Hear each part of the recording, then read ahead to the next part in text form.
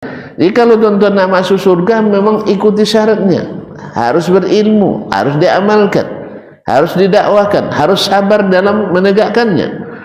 Tapi kalau masuk neraka enggak, tanpa syarat.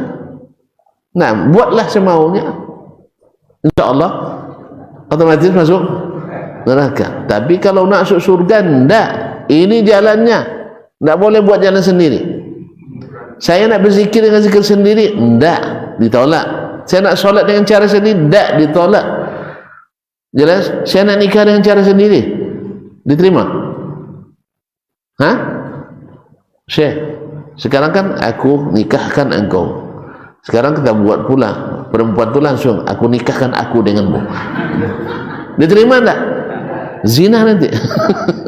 Kan orang sekarang sudah mulai mengarah ke situ, supaya ada kesamaan gender antara laki-laki dan perempuan. Jadi wanita tidak perlu pakai wali. Makanya kiai nikah dengan santri, orang tuanya nggak tahu. Nasallallahu alaihi wasallam. Jadi ada santriwati dinikahi oleh kiainya, orang tuanya nggak tahu. Apa sebab? Karena dia walaupun kiai, tapi kiai perasaan dan pemikiran. Jadi ilmunya ikut rasa, ilmunya ikut kira. Akhirnya ilmu kira-kira dan ilmu rasa-rasa. Padahal ilmu kita adalah ilmu wahyu. Qala Allah wa qala Rasulullah sallallahu alaihi wasallam. Makanya kaum muslimin dan muslimat dirahmati Allah, tadi katakan kalau tahu kita Allah memantau kita, kita tak akan buat kecuali yang Allah arahkan kita melakukannya. Sah? Kenapa? Tadi CCTV aja takut kita. Padahal CCTV masih bisa dirusak, masih bisa diakalin. Nah, masih bisa. Yang ahlinya tahu dia itu. Nah, yang ahlinya tahu gimana bisa menghilangkan itu. Tapi Allah SWT tidak hilang dari dia. Nah, kalau demikian pasti orang khusyuk salatnya. Pasti orang khusyuk salatnya. Cuman memang kaum muslimin dan muslimat untuk itu ada pula pengganggu. Itu yang bukan salahnya. Ada pengganggu. Mesti ada pengganggu, yaitu syaitan. Jangankan kita, Nabi Muhammad sallallahu alaihi wasallam juga dimana diganggu dalam salatnya oleh syaitan.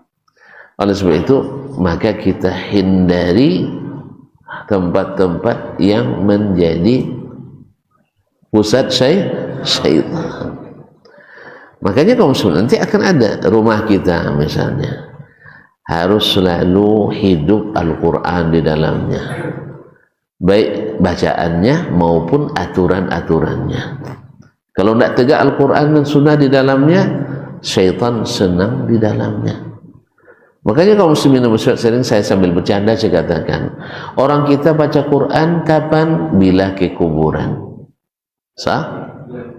Bila meninggal, bila ke kuburan bang.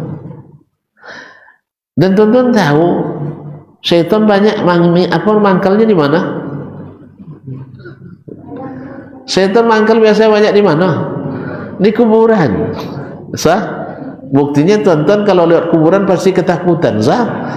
Karena banyak syaitannya. Sekarang banyak orang ngaji di kuburan. Akhirnya apa? Yang di kuburan pada lari karena banyak yang ngaji. Akhirnya lewat di rumah kita, terdengar dangdutan. Syaitan suka tidak dangdutan? Serius ini? Syaitan senang dangdutan. Oh, ini rupanya tempat yang paling bagus. Anda ada pula baca Quran di dalamnya. Salat juga tidak ada.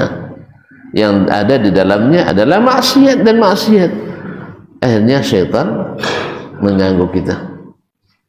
Sehingga dengan demikian mudah syaitan untuk mengganggu ibadah-ibadah kita.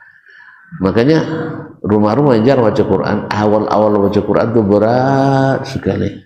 Sahih? Berat sekali. Baru nak pegang mushaf ada buang angin pula. Baru nak baca Quran sudah ada yang manggil pula dan sebagainya. Oleh sebab itu kaum muslimin dan muslimat dirahmati Allah, Dirikan salat seperti kita sedang atau dalam kondisi akan akan meninggalkan, mungkin kita tidak kembali lagi ke salat seperti ini. Maka Umar bin Khattab radhiyallahu anhu mengatakan, "Law alimta anna liya salatan maqbulah latamannaitul maut al-an." Andai saya tahu ada satu solat saya diterima, ya saya jamin diterima, maka saya ingin mati sekarang. Ingin mati sekarang. Apa sebab? Husnul khatimah, solat terbaik kan? Solat terbaik karena seseorang itu dibangkitkan dengan amal yang terakhir dia kerjakan nanti.